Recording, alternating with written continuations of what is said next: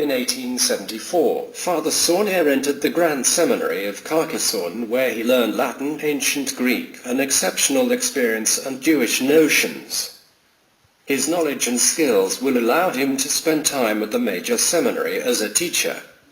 He became a deacon and was ordained a priest on the 1st of June 1879 before being appointed to Les Bains on the 16th of July 1879 for a period of 3 years. He was then appointed priest in the village of June 16th. 1882, a small isolated town located on the land of the Negroes of Abels, whose name will be found when the famous treasure story will be mentioned a few years later.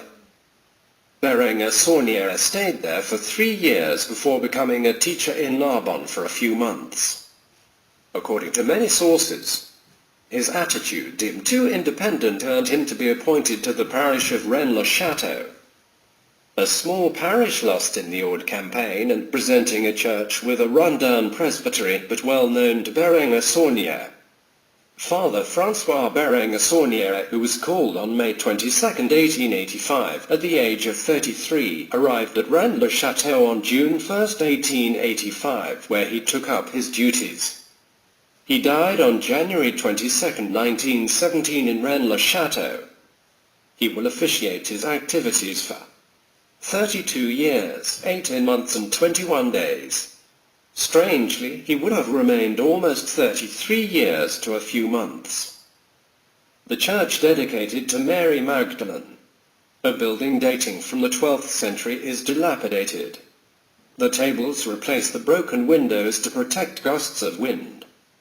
The roof is pierced, the rain has devastated the interior, and the presbytery is unbearable, forcing the young priest to arrive June 1, 1885, to lodge at Antwerp-Mara. This house is the present ruin next to the souvenir shop. After 6 years of presence in the village, he begins to spend without counting. In this year of 1891, he inaugurates his church, invites Bishop Billard Arsène, Bishop of Carcassonne.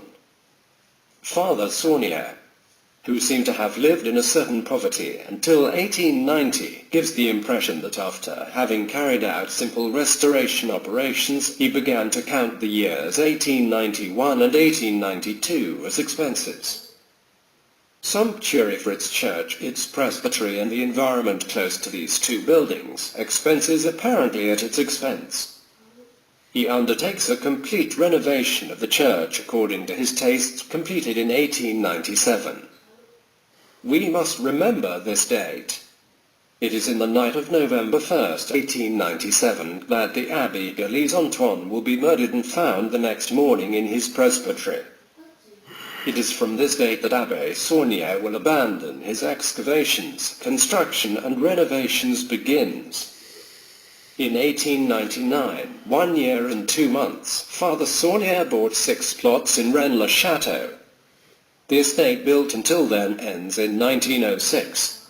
It develops a pleasure garden with a zoo, where are gathered monkeys, macaws, a greenhouse, 2 towers, 1 glass and 1 stone, the Magdala Tower connected by a walkway, but also a house, Villa Bethany, small but luxurious compared to other houses in the village, originally intended to accommodate retired priests. Father Saunier immediately made a decision that shocked some of his parishioners. He hired as a governess a young maid of 18, Marie Denano. The latter, considered as going beyond this simple role, led to malicious remarks in the village, maintained by the fact that she would later become his sole legatee. The abbot kept her with him until his death, which occurred in 1917. Marie, younger than the abbot, died much later, in 1953. During the first 10 years of this new century, Father Saunier continues to spend countless clothes, jewelry, and adornments for his maid. He will have to report again on the origin of his resources. Berenger Saunier explains them by sending numerous donations of anonymous benefactors, but the new bishop notes that his account books are rigged. Condemned. He must be moved to another parish in 1909, where he refuses to surrender. Saunier eventually be brought before the officiality that suspends in December 1910 serious punishment for a priest in office. He is then replaced by another priest. Appealing to Rome, he was rehabilitated in 1913 and finally banned Mass in April 1915 following a new approach of his bishop.